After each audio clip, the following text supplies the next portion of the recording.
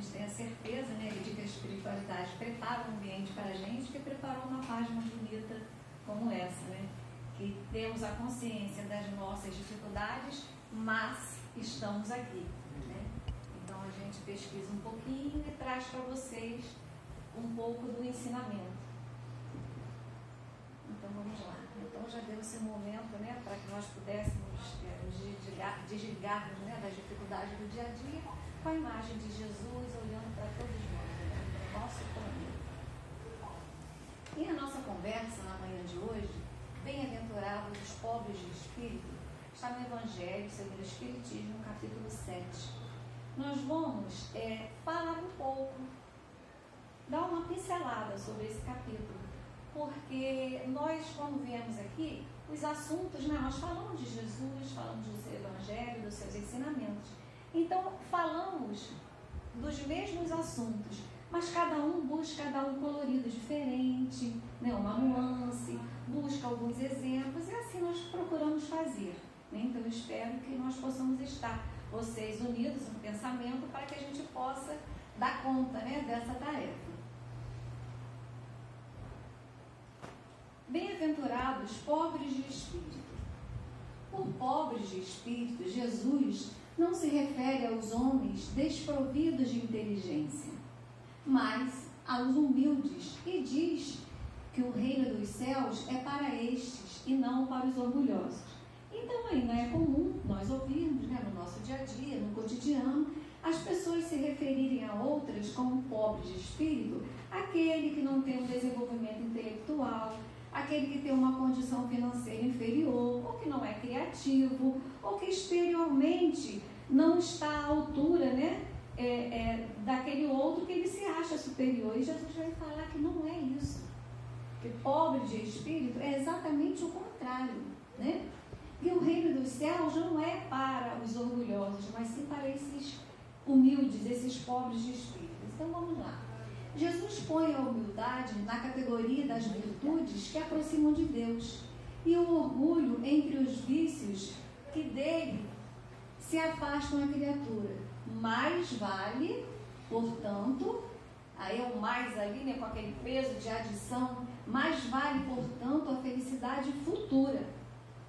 Que o homem seja pobre em espírito, no sentido mundano, e rico em qualidades morais.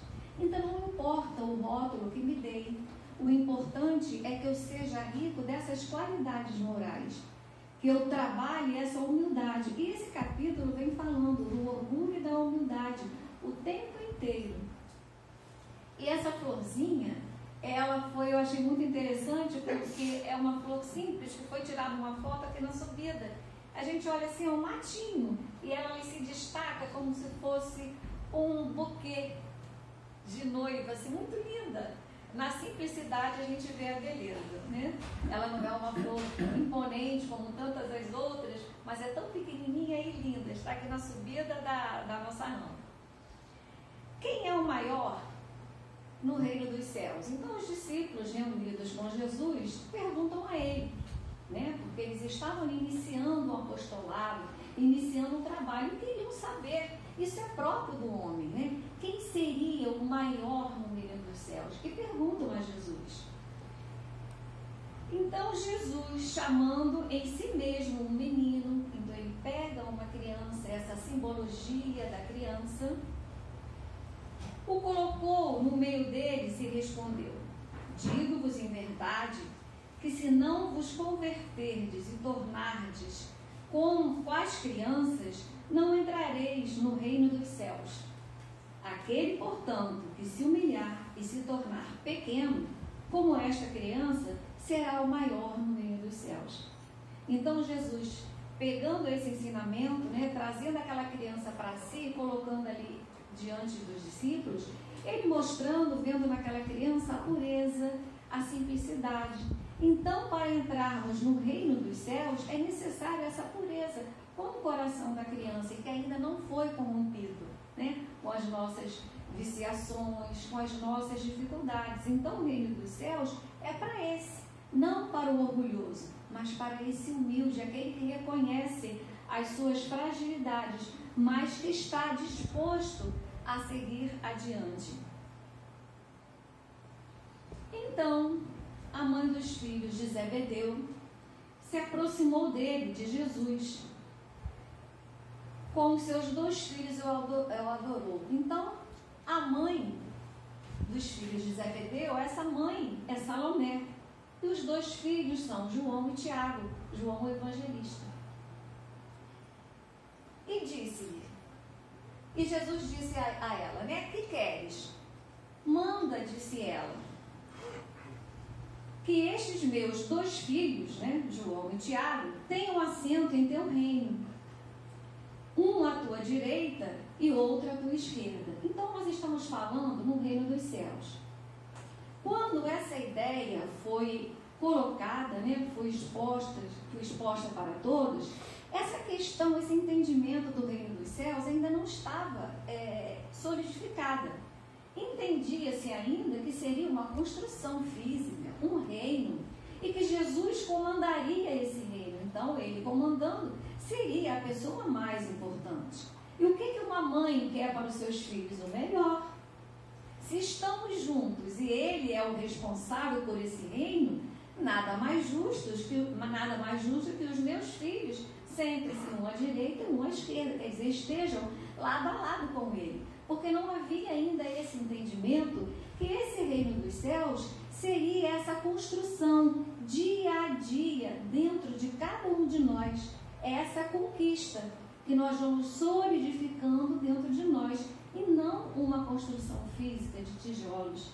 Então essa era a intenção, porque ela queria, sem esse entendimento, ela queria o melhor para os filhos. E Jesus lhe responde, mas Jesus lhe respondeu, não sabes o que pedis? Podeis beber o cálice que eu vou beber? Jesus tinha consciência da sua missão e ali a ingenuidade daquela mãe, que na verdade não sabia o que pedia. E ele tinha consciência do que ele veio fazer aqui e por todas as dificuldades pelas quais ele passaria, não é? Então ele sabia, não bebereis o mesmo cálice? Podereis beber, mas quem escolhe é o Pai, né? Aquele que estará comigo, aquele que estará aqui. Então é um ensinamento muito profundo para a gente, né? Porque é do homem querer sempre estar próximo daquele que tem uma projeção, né? Que é uma pessoa mais importante, porque vai facilitar de algum modo a minha existência, a minha vida ou aquilo que eu pretendo fazer. Então isso é comum, que a gente não veja essas situações, que a gente possa perceber no dia a dia com um olhar assim de crítica, um olhar maldoso, porque está na inocência do homem.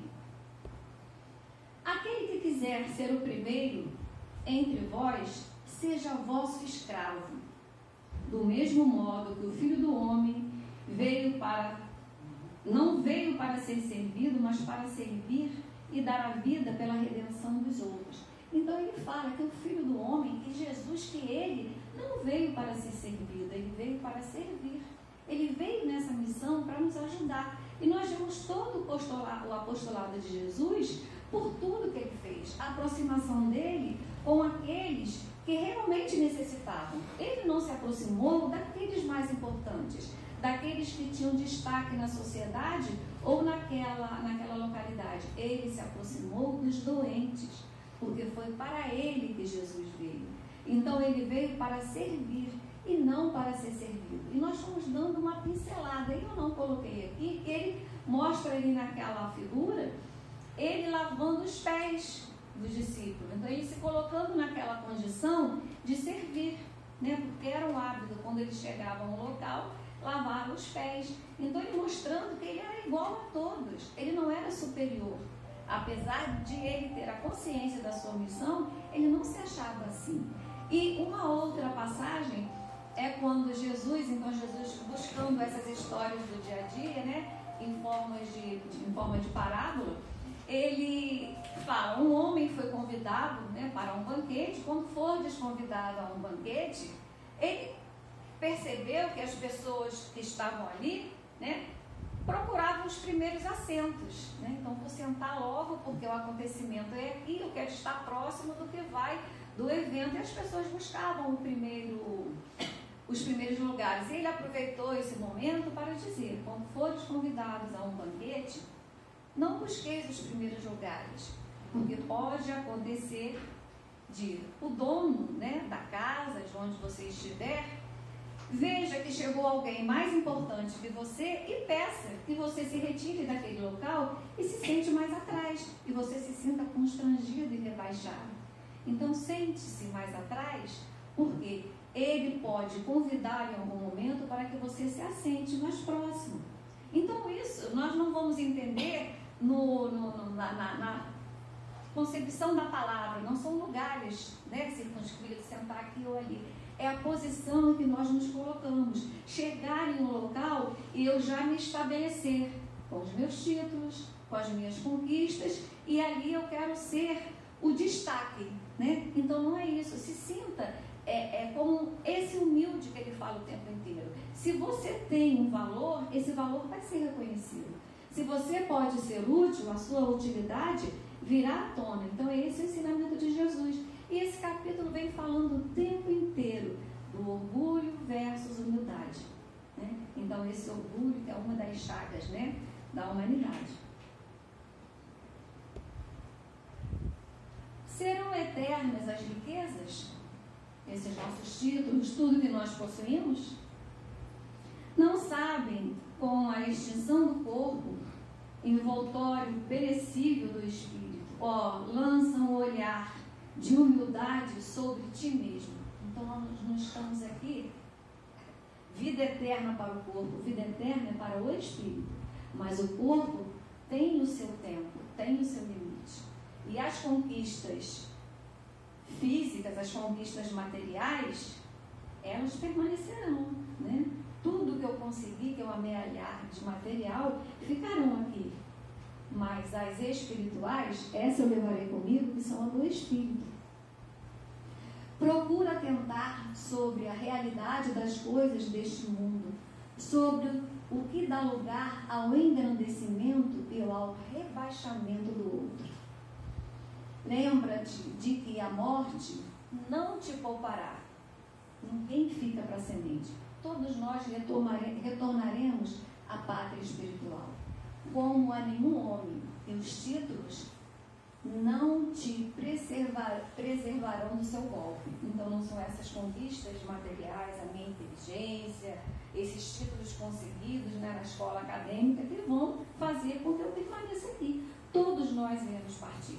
Temos uma missão? Temos uma missão a cumprir. Façamos o melhor. Todos os homens são iguais na balança divina. Só a virtude os designam, né? Distinguem aos olhos de Deus. Então, a Cordé é a passagem aqui do nosso item. 1863. Então, que a gente possa pensar, né, nessa nossa passagem pela Terra, o que nós estamos fazendo aqui, na verdade, e qual a missão de cada um de nós.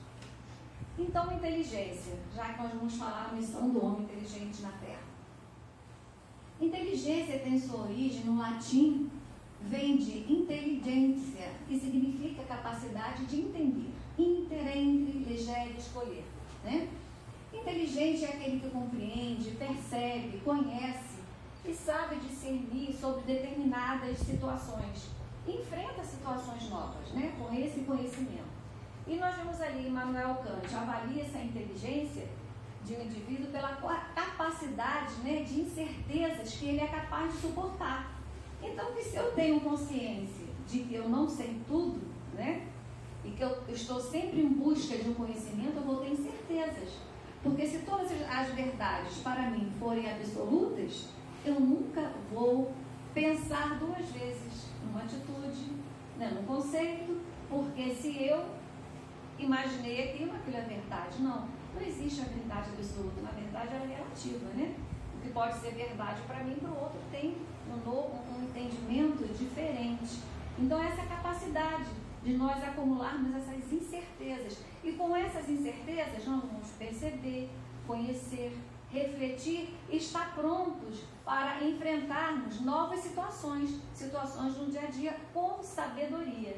Então é saber utilizar a nossa inteligência. Na questão 186, vem a pergunta, que Kardec faz aos espíritos.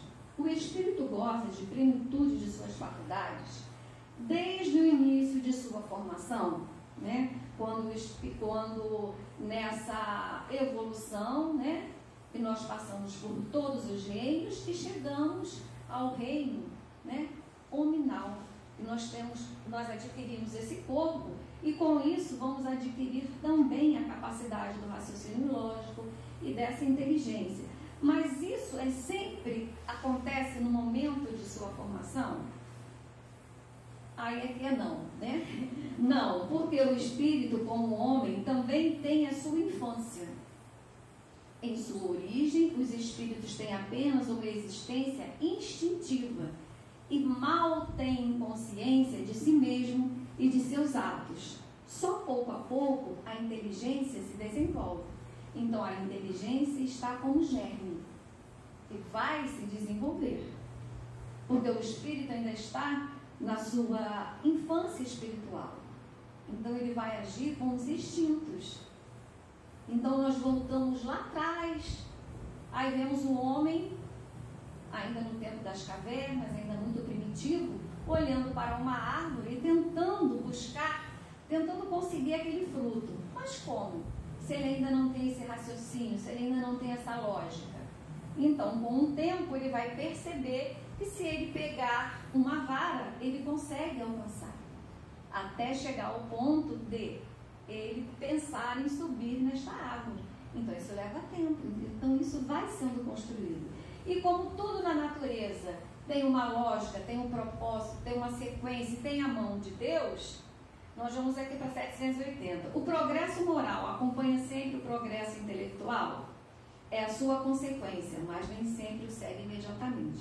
Então, nós vemos que esses espíritos que foram recém-criados, eles precisam de alguém, Eles precisam ser impulsionados para que eles se desenvolvam também. Então, aí entra a missão do homem inteligente. Esses que já adquiriram, que já têm essa inteligência numa proporção maior, mais desenvolvida, vão ajudar a esses que ainda estão no início da caminhada. Aí nós vamos buscar no livro A Caminho da Luz, que é um livro fantástico de Emmanuel, que eu até convido vocês para lerem, porque a gente lê uma vez, entende um pouquinho, acha que entendeu, lê a segunda, e tem sempre alguma coisa que a gente busca ali e os nossos olhos ficam maravilhados. É um espetáculo, Solange? Como diz a Solange. Então, realmente é uma leitura muito bonita, porque Emmanuel conseguiu compactar em um livro de poucas páginas a história da formação da Terra, do início, antes da Terra ser formada, da reunião de Jesus com um grupo de espíritos crísticos, que pensaram, que elaboraram, que planejaram o surgimento da Terra até os dias atuais. Então, é uma leitura que abre o nosso olhar, a nossa visão.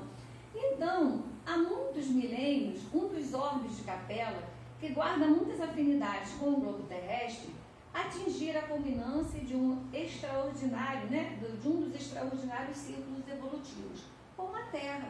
Nós estamos passando, que muito está sendo falado, por esse período de regeneração, que não é de um dia para o outro, que leva muitos e muitos anos, muito tempo, para que a Terra possa se adequar, para que nós, espíritos, possamos nos adequar a essa nova moradia, melhor, Regeneração um pouco melhor que expiações e provas. Então, assim como a Terra está passando por essa transformação e os espíritos que conseguirem caminhar, paralelo a essa evolução, permanecerão aqui, e os que não conseguirem serão exilados, serão levados para outros orbes com a mesma condição da Terra hoje. Assim aconteceu com Capela. Já tinha atingido a sua evolução moral e esses espíritos não comportavam, não podiam estar mais ali. Eles tinham, pela misericórdia do Pai, irem para um planeta, para um orbe ainda primitivo, porque eles já tinham desenvolvido a inteligência, o intelecto, mas a moral não. Eles ainda eram muito comprometidos. Então tinham que, através do esforço, atingir essa evolução.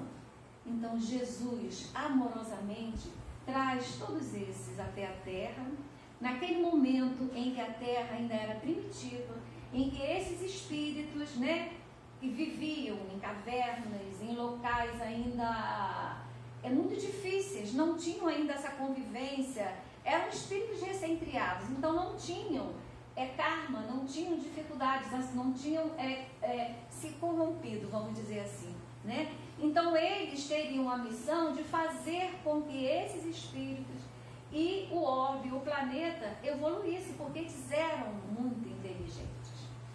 Aquelas entidades que se tornaram pertinazes no crime aqui na Terra longínqua, onde aprenderiam a realizar na dor e nos trabalhos penosos do seu ambiente as grandes conquistas do coração, impulsionando o progresso dos seus irmãos inferiores, encarnaram no seio das raças ignorantes e primitivas. E no decorrer da história, eu ficaria aqui falando só sobre o livro, um pedacinho do livro. Então, vem falando desse início, né, que eles chegam aqui, da formação das raças, que Emmanuel ainda se refere a raças, ele não fala em etnia, e como as raças surgiram, né, as civilizações. Então nós vemos as civilizações, isso já, o tempo já passou, né? Nós já vimos aí a descoberta do fogo e tudo mais, uma série de avanços que eles foram ajudando, né? Que eles conseguiram.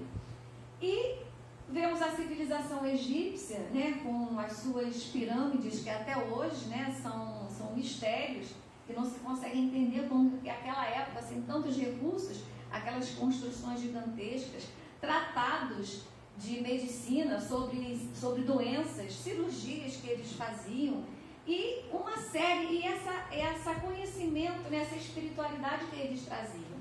Então eles tinham um conhecimento muito grande, né, um conhecimento muito ampliado. Os arianos, né, que era a raça branca, eles eram bélicos, eles eram aventureiros, eles não paravam, eles eram nômades, eles ficavam de um lugar para o outro, e eles traziam uma dureza no coração. Então ele vem mostrando cada um. Os hindus que tinham essa espiritualidade, né, que acreditavam, né, em algum ser, né, em muitas coisas que transcendessem o material. Então tudo isso, e ele fala que todas as religiões beberam, né, da água dos hindus, foram lá, muitas coisas que os hindus trouxeram para nós, né, trouxeram nessa vinda para o orbe, foi aproveitada, né? Então é assim, é fantástico, né? Ele vem descrevendo tudo isso. Então a gente sai aqui, senão a gente fica só falando do livro. Então vamos lá, a 791. A civilização se depurará um dia de modo a fazer que desapareçam os males que hajam produzido, né? Então todos esses males, porque essas civilizações, esses povos, esses espíritos que encarnaram aqui, ajudaram muito no progresso, mas também deixaram um rastro de destruição. Não só nessa época, mas nós vamos voltando atrás na nossa história até os dias de hoje. Então é uma balança, né? Aqui é o bem e aqui é o mal. Faz uma coisa boa e destrói a outra. Então o homem está sempre assim, oscilando entre o bem e o mal, né? Uma hora eu ajo com humildade, outra hora o orgulho fala mais alto, e eu me perco naquelas situações. Então é assim, essa oscilação constante. Sim, quando o moral estiver em desenvolvimento, estiver desenvolvido quanto a inteligência, o fruto não pode surgir antes da flor. Então chegará um dia em que todos nós seremos bons, todos nós seremos anjos, porque estamos destinados à felicidade. Por mais erro, por mais equívocos que tenhamos cometido, nós estamos tendo oportunidade dessa regeneração. É a todo instante. É uma palestra, é um livro, é um amigo, é um programa, numa televisão, tem sempre um aviso, mesmo que não esteja ligado à religiosidade, sempre alguma coisa que me chame a essa responsabilidade. E nós vemos hoje, apesar de todas as dificuldades que nós, enquanto humanidade, trazemos, que nós já evoluímos bastante, né? Que nós já trazemos uma carga de, pelo menos, vontade de nos melhorar e levar a melhora para o outro. A gente vê os trabalhos que são feitos dentro das comunidades, nas cidades, né? As descobertas. Então, nós vemos que o homem está trabalhando para isso. Só que precisa ter esse foco, né? Deixar essa oscilação.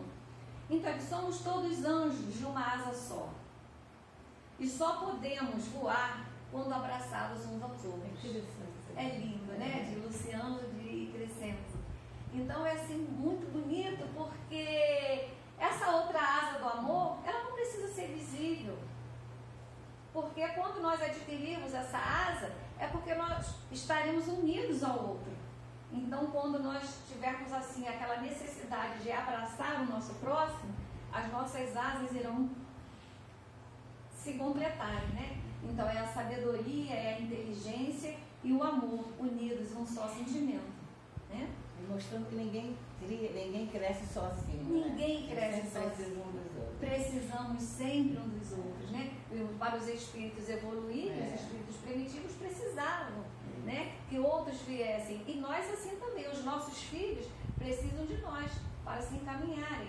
Todos nós precisamos, um precisa do outro. Ninguém vive, essa casa aqui não vive só com um dirigente, não vive só com um tarefeiro. Nós precisamos nos unir. Então, todos os locais são assim, né? Por mais que nós possamos achar que a minha posição seja a mais importante, né? Ou que eu tenha um destaque. Não. Eu, com o meu destaque, com todos os meus títulos sozinha, eu não faço nada, né? Eu tenho que ter a ajuda de todos.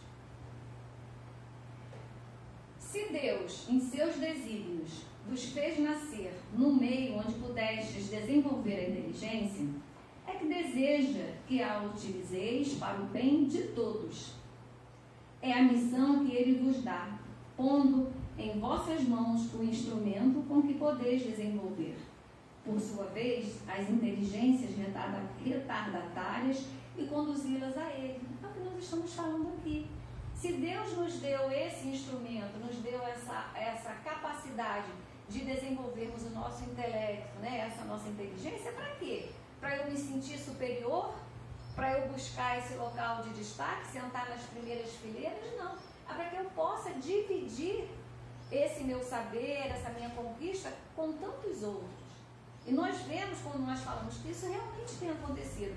E um dos pontos, nós vemos aqui, eu trouxe a foto para a gente lembrar, é um jardineiro com uma enxada na mão, cuidando do jardim. Se esse profissional recebe da mão do responsável por aquele trabalho uma enxada para que ele possa revolver a terra, fazer a sua plantação, se ele utiliza aquela enxada com uma outra utilidade que não seja revolver a terra e fazer a sua plantação, fazer o seu trabalho, se ele se volta contra aquele seu responsável, ferindo-o com aquele instrumento, Jesus vem com esse ensinamento nos falar, porque essa inteligência é um instrumento que nós recebemos. Mas o que nós estamos fazendo com ela? Como um mau trabalhador, utilizando para ferir o outro, né?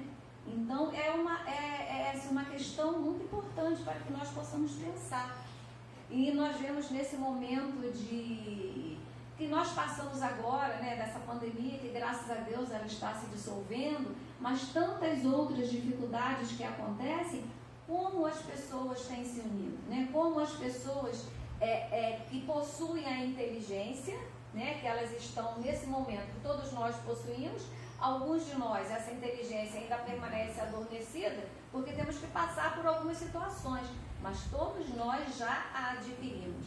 Então, aqueles que têm, os homens de ciência, procuraram nesse momento difícil como tratar das pessoas para que a contaminação não se propagasse, meios, né, de isolamento, medicamentos, por fim a vacina para evitar. Aqueles outros, né, os enfermeiros, os médicos diretamente se doando, os maqueiros, os motoristas que não são dotados, né, todos os funcionários mais, vamos dizer assim, mais simples no nosso olhar, né? Que não tem esses títulos todos envolvidos com o bem-estar daquelas pessoas que eles chegaram, que eles desconheciam até, né? Então se doando, então é isso que Deus quer, é isso que é ser humilde, né? Ser pobre em espírito.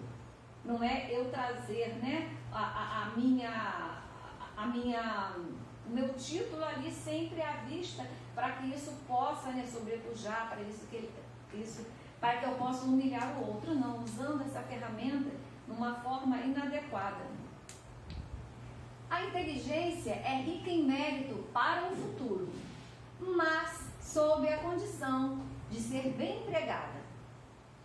Se todos os homens que a possuem dela se servissem em conformidade com a lei de Deus, aí seria uma maravilha, né? Nós falamos, o mundo já está regenerado.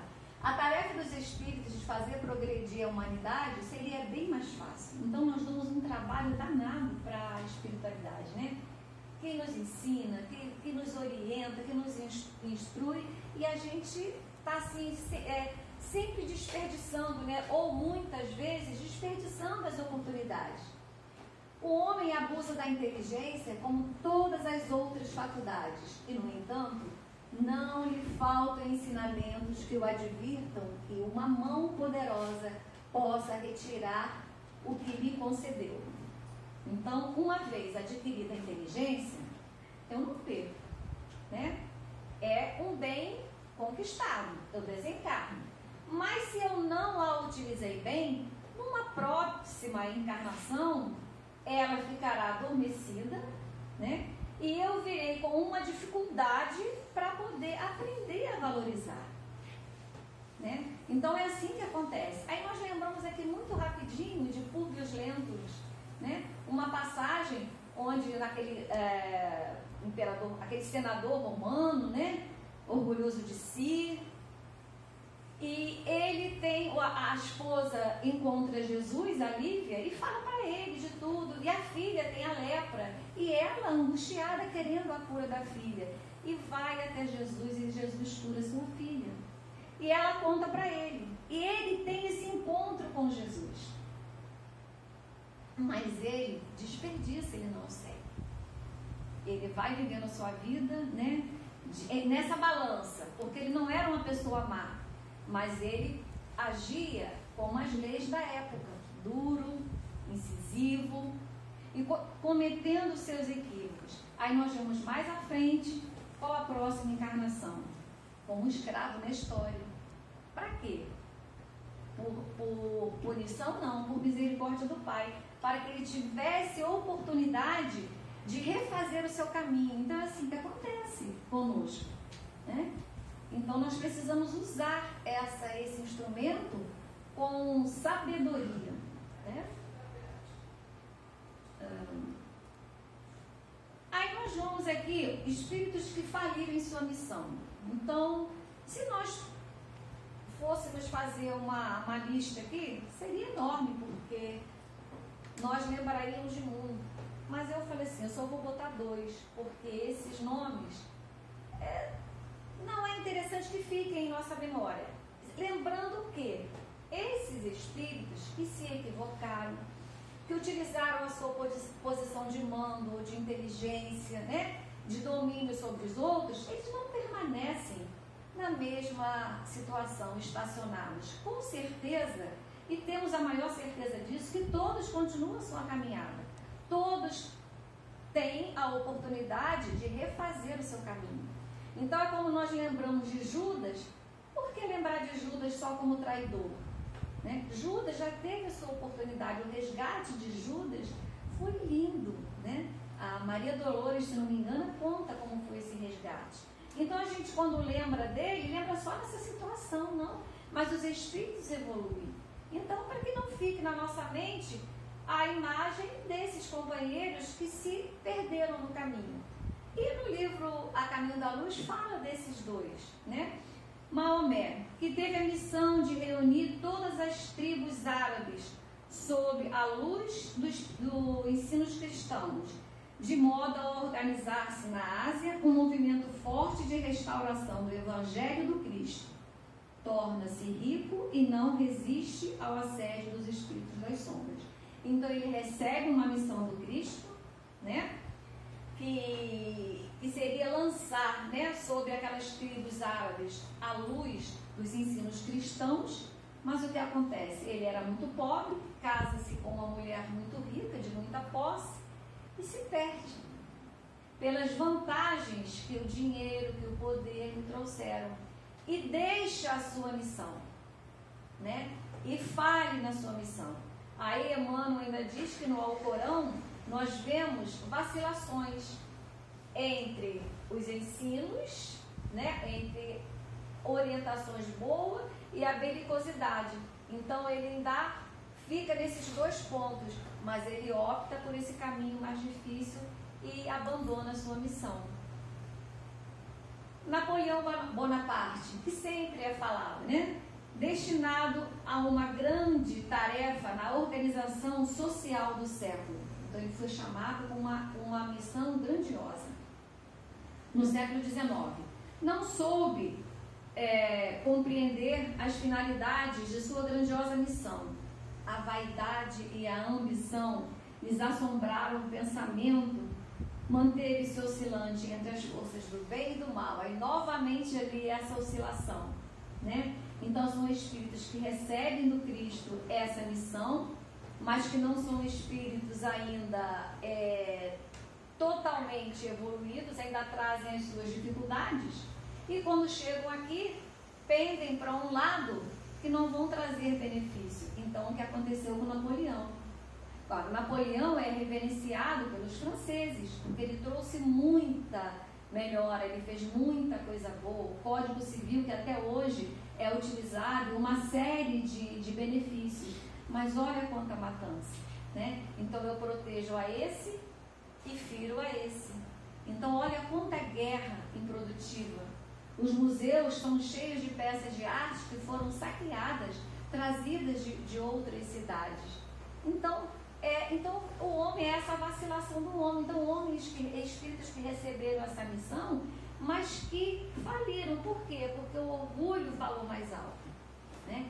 E nós vemos os grandes cientistas, né, que adquirem um conhecimento na ciência, em grandes descobertas, e direcionam essa sua inteligência, essas suas descobertas para drogas que vão prejudicar a própria humanidade, né? Então, homens que usam a sua inteligência de estratégia, né, de capacidade de mando para promover a guerra, para promover a falência de uma nação, a separação das famílias, a morte de crianças.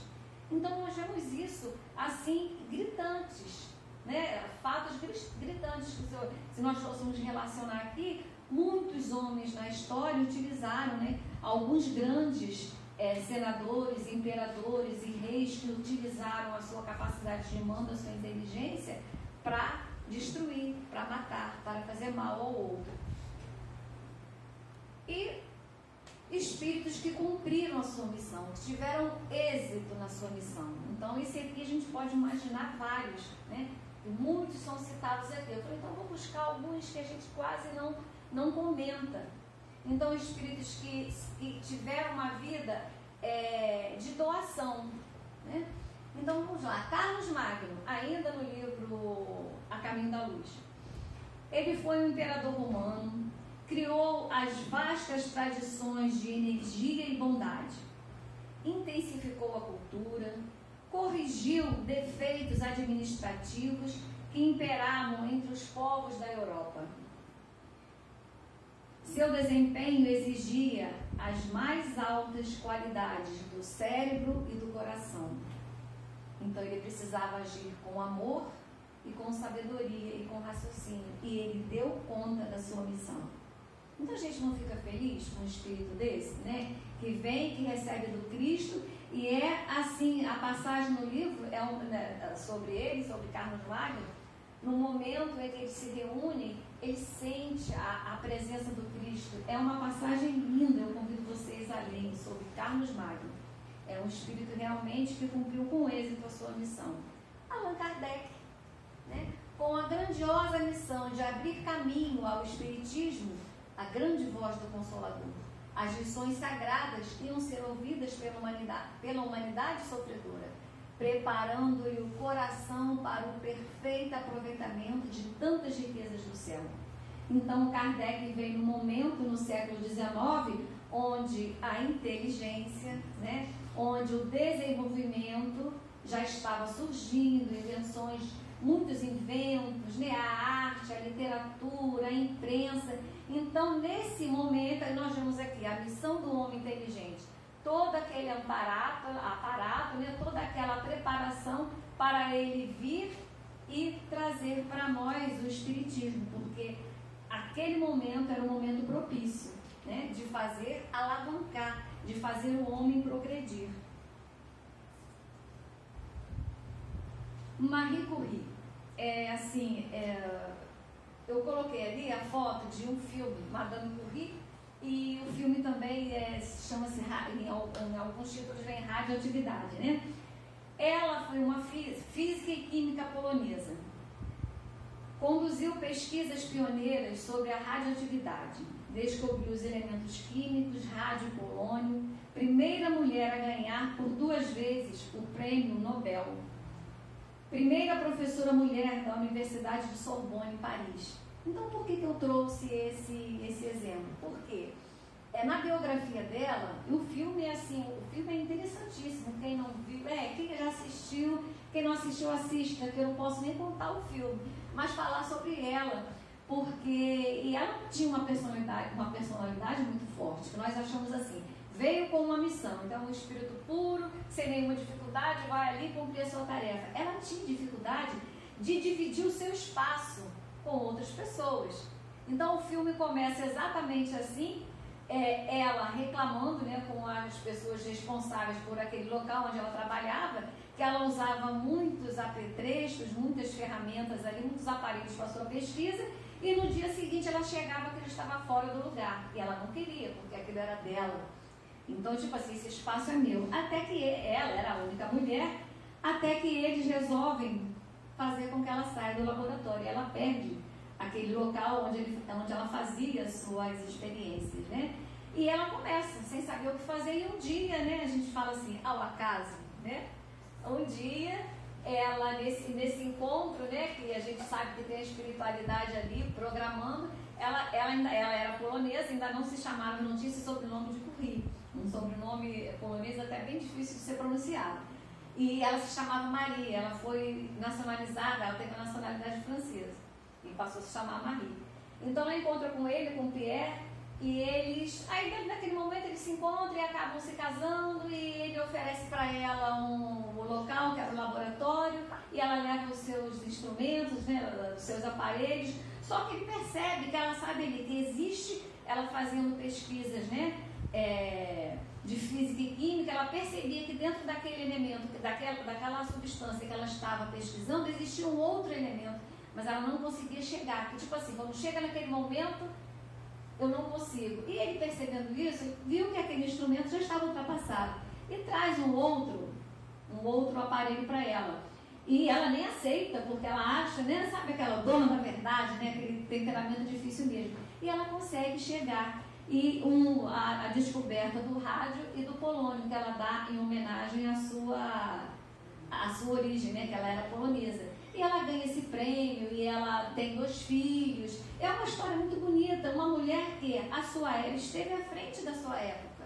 Então ela veio com aquela missão e ela levou a fundo, porque esses pesquisadores, a gente pensa que a coisa é fácil, eles usavam toneladas de minério, dessas substâncias, para chegarem a um resultado que a gente acha assim tão pequeno, né? Em relação a tanto trabalho que eles tiveram. Então, uma pessoa assim, que se destacou, que para mim tem um valor incrível, por ser mulher à época, e por todo o esforço e pelo seu temperamento, que ela foi se modificando, ela foi aprendendo a conviver, né? E veja um livro ou assista a um filme. Aí eu fui lá num filme, que assim, muito bonito também, que eu acredito que já seja até filme de sessão da tarde, né? lindo demais. Eu acredito que todos tenham visto, mas quem não assistiu, assista. O Menino que Descobriu o Vento. É fantástico esse filme. Então ali é o nome do artista, né? O nome da pessoa em quem eles se inspiraram, porque esse filme é inspirado na vida real, em fatos reais, né? Tem as suas adaptações por ser um filme, né? Mas foi inspirado, isso realmente aconteceu. William Kamkwamba construiu um moinho de vento na vila de Wimby, onde residia com sua família, capaz de acionar uma bomba para capturar a água de um poço para irrigação da plantação, utilizando uma bicicleta velha do seu pai e diversos elementos encontrados em um lixão, beneficiando toda a comunidade que sofria com a falta d'água e a fome de Mulaí, país situado na região oceânica da África. Então a gente acha assim, eu vi assim, nossa, que legal, né? Como foi fácil, ele foi lá no lixão, juntou o que ele fez. Gente, o filme conta a trajetória, é um local muito pobre. Então, na seca eles não podiam plantar. E eles, na dificuldade, eles tinham que vender as árvores, porque eles não tinham o que comer. E com isso, afetava a natureza, mas eles não tinham esse entendimento. Então era uma vida muito difícil, eles não tinham água, a chuva vinha, inundava, vinha seca e não podia plantar. E essa família, a família desse menino, muito pobre. E ele tinha uma vontade muito grande de estudar. Mas o pai não podia pagar a escola, porque a escola era paga. E ele consegue entrar, mas o pai não consegue manter. E ele é humilhado, né, porque ele era muito pobre, tanto pelo professor como pelos colegas. E o que ele faz? Ele não podia frequentar a escola. Então ele começa a frequentar a biblioteca clandestinamente, escondido. Porque ele tinha essa sede de informação, de conhecimento. E ele começa a ler os livros sobre a energia eólica. E ele vai vendo que ele pode fazer alguma coisa, que ele tinha vontade de ajudar. Mas só que o que acontece? A família iria entender? Não iria. A família precisava dele para plantar, para arar a terra. E o pai, com toda aquela limitação, não tinha esse entendimento. Aí eu coloquei aqui, porque o trailer é muito rápido, nós não iríamos entender. Eu coloquei algumas fotos e um diálogo. O menino falando para o pai: há coisas que eu sei e você não. E o pai: por que fazer um brinquedo? Por causa da escola. Às vezes são sonhos e às vezes são mentiras. O pai não entendia. Isso não é um sonho, pai. Não estou sonhando. Esqueça a escola, esqueça a biblioteca. Não quero que chegue perto dessas idiotices de novo. Então é a cena onde o pai joga o menino no chão e dá a enxada para ele cuidar, para ele arar a terra, porque é aquilo que eles precisam. Ele não precisava de sonho, ele precisava de realidade, eles tinham que comer. E o povo, no momento da fome, saqueava os locais e as casas de quem guardava as suas sementes, os seus grãos, porque eles tinham fome. Então, para o pai, aquilo era sonho ou mentira, era algo utópico, não tinha como acontecer. Mas ele estava firme, foi o que nós falamos. Está no espírito. E esses espíritos vêm numa condição dessa para mostrar para nós que os nossos avanços, eles não são conseguidos assim de graça. Eu nasci num local de facilidade, frequento boas escolas, né? Tudo me vem à mão. Não é só assim, não. Se eu tive esse privilégio, eu também posso nascer num local, numa comunidade com muita dificuldade, e ali eu não esqueci o meu propósito, a minha finalidade. E eu venci em mostrar aquelas pessoas, com o meu exemplo e o meu esforço, que eu posso fazer diferente. E ele ficou fazendo aquelas pesquisas, as leituras, e ele foi observando a bicicleta do pai, que quando rodava o pedal e a bicicleta se movimentava, o farol acendia. E ele foi fazendo as suas associações, mas como conseguir a bicicleta do pai? Era o único bem da família. E por fim ele consegue, ele desmonta a bicicleta e os amigos o ajudam, e ele vai ao lixão e começa a catar peças. E nós vemos aqui, ó, as peças que ele encontra no lixão, uma hélice velha, a roda da bicicleta do pai, o quadro e tudo mais. e ele cavando lá o poço, e no momento que ele constrói o moinho, as pessoas ajudando, e o pai reconhece o trabalho do filho e ele consegue. Ele constrói 3 moinhos.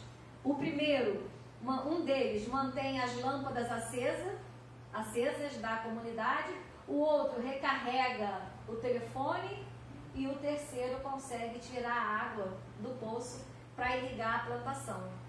Então, é baseado em fatos reais, não é ficção, isso aconteceu. São esses espíritos que vêm com a missão, né, para utilizar a sua inteligência em favor do próximo. Ele conseguiu mudar a realidade daquela comunidade, do seu povo, né, um menino simples, que teve tudo para desistir, foi humilhado, né, foi desacreditado, mas ele seguiu firme.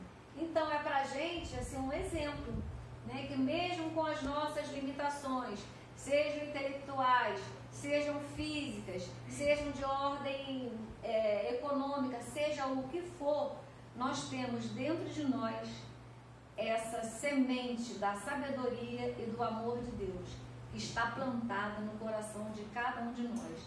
Então, que esse nosso coração seja um solo fértil para que essas sementes possam germinar, brotar e produzir frutos, porque todos nós estamos destinados à felicidade. Então, que Jesus nos abençoe e que esses exemplos possam nos inspirar, assim como o Evangelho do Cristo.